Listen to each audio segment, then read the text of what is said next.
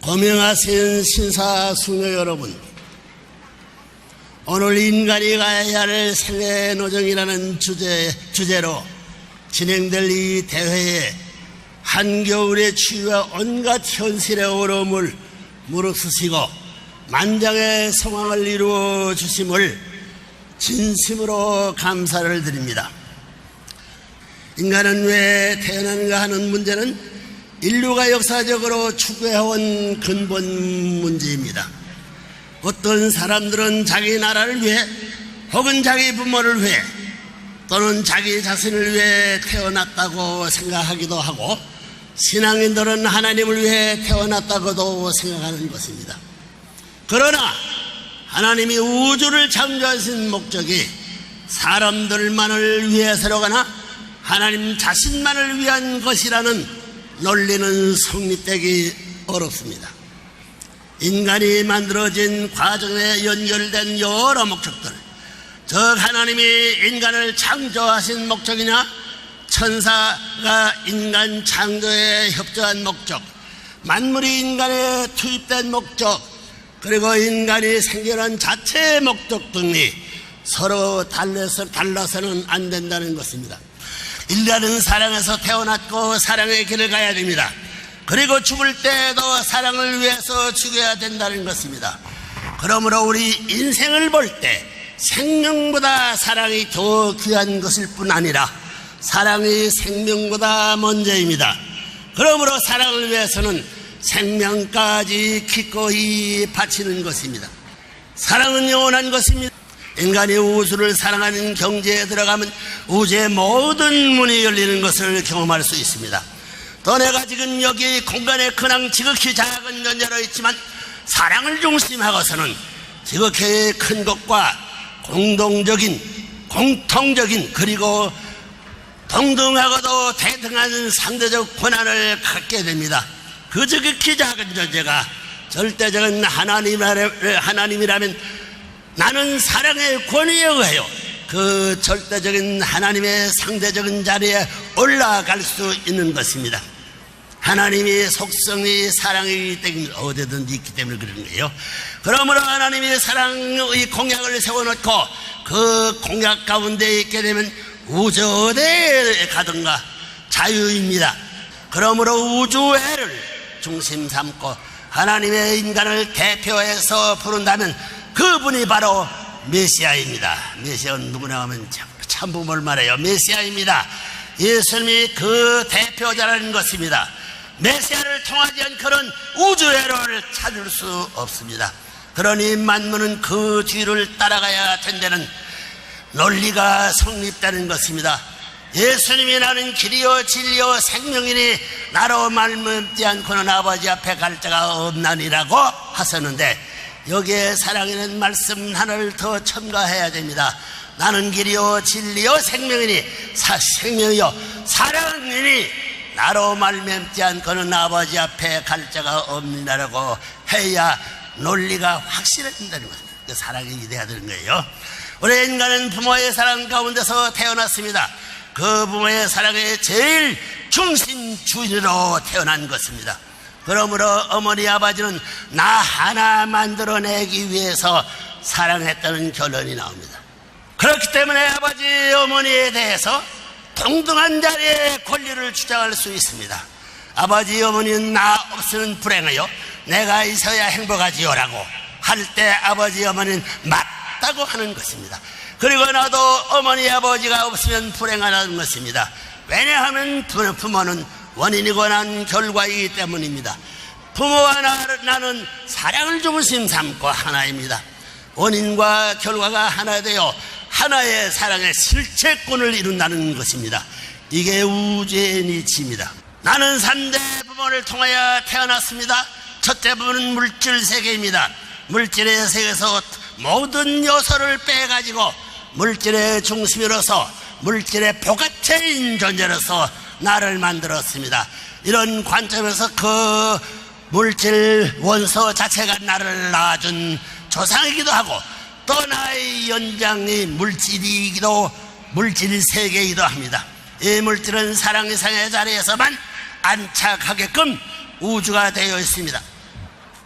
사랑을 가지면 우주 가운데 복받는 거예요. 그래, 안착하게끔 우주가 되어 있습니다.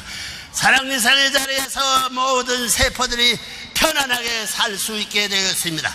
만일 성을 내면 전부 다 뒤틀어져 돌아가 버립니다. 그 다음에 내 몸을 낳아준 부모가 둘째 부모입니다. 나를 낳아준 부모가 나로 하여금 하나의 형태를 갖추고 태어날 수 있게끔 만들었습니다. 그러나 이 부모는 아무리 해도 사랑의 주인이 될 수 없습니다. 이 생명의 주인은 될 수 있지만 사랑의 주인은 못 되는 것입니다. 사랑의 주인은 하나님이십니다. 사랑을 우주화시키고 사랑을 영원화시키기 위해서 하나님이 계시는 것입니다. 하나님은 사랑의 주체이기 때문에 사랑을 중심 삼고 부모가 되어 있습니다. 사랑을 중심 삼고 부모가 되어 있습니다. 그러므로 하나님이 우리의 셋째 부모입니다. 이렇게 우리는 3대 부모를 갖고 있다는 것입니다. 참 부모의 사랑, 참 부모의 사랑, 참 형제의 사랑, 참 아들딸의 사랑을 중심 삼은 가정을 이룬 후 이를 종행으로 확대하여 동서남북으로 많은 가정들을 불러넣어야 됩니다. 그래서 그들이 종의 결실될 수 있는 참 가정의 형체를 이루어 종족권, 민족권, 국가권, 세계권으로 하나님과 연결되게 될 때 참사랑으로 연결된 그 세계를 천국이라고 하는 것입니다. 부부가 사랑한다는 것은 하나님을 싣는 일입니다. 본래 부모는 본연의 하나님 자리를 대신하고 여기서 남편과 아내는 서로 다른 한쪽의 하나님이 됩니다. 그리고 아들, 딸도 또 하나의 작은 하나님입니다. 하나님은 참사랑의 본체이므로 참사랑과 연결되면 모두가 같은 몸이 되는 것입니다. 부모는 하나님을 대신한 살아있는 하나님이요, 부부는 하나님을 대신하고 자녀도 하나님을 대신하는 것입니다. 이렇게 3대가 참사랑을 중심 삼고 하나님의 자리를 대신한 것입니다. 그래서 부모도 부부도 그리고 자녀도 참사랑을 필요로 하는 것입니다. 이렇게 참사랑을 중심하고 이루어진 가정조직이 천국이 기반이 되는 것입니다. 그런 기반을 이루지 않고는 천국이 이루어지지 않습니다. 이것이 공식입니다. 세상에서 제일 빠른 자경이라 사랑자경입니다. 세계에서 제일 속도가 빠른 것이 전파가 아닙니다. 세상에서 제일 빠르고 높게 날 수 있는 힘을 가진 것이 참사랑입니다. 이 땅끝과 저 땅끝에 있는 사람끼리 서로가 사랑하게 되면 그 땅끝을 넘어서서 잡아당기는 힘이 있는 것입니다. 사랑은 그러한 힘을 가지고 있다는 것입니다. 참된 사랑을 경험한 사람은 하나님이 본래 이상적인 세계에서는 하나님이 원하는 모든 것을 즉각적으로 소유할 수 있는 능력과 권한을 가진 것입니다. 그리고 그러한 자격은 지상에서 그러한 자격은 지상에서 이루어야 합니다. 천상세계가 못 이루어요. 영인체를 중심 삼고 육신이 하나 되는 과정에서 하나님의 사랑의 접촉점이 어디냐 하면 가정에서 이루어야 된다는 거예요. 참 가정에서 이루어져야 그러한 자리에 날아갈 수 있기 때문입니다. 하나님의 참사랑은 동포를 사랑하다든가 세계를 사랑한다든가 만물을 사랑하면서 느낄 수 있습니다. 어느 나라 사람이든지 오색인종을 사랑하는 마음을 가져야 되는 것입니다. 사람뿐만이 아니라 미물까지도 사랑할 수 있는 그런 마음을 가져야 됩니다. 자동적으로 그게 솟아나야 된다는 것입니다. 우리는 하나님 대신 사랑으로 태어나 사랑으로 살면서 아들을 따라 사랑의 목적지에 도달하여 영원히 하나님과 더불어 살기 위하여 하나님께로 돌아가는 것입니다. 즉 우리 일생이란 사랑으로 시작하여 사랑으로 무르리고 사랑의 열매를 거두어지는 것입니다.